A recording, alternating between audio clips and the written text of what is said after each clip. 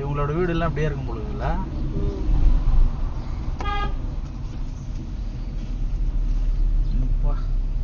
எப்படி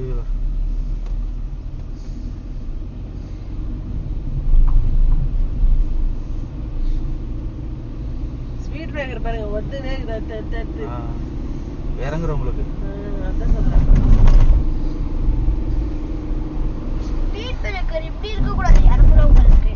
நல்லா இண்டிகேட்டர் போட்டுனே ஏறாரு.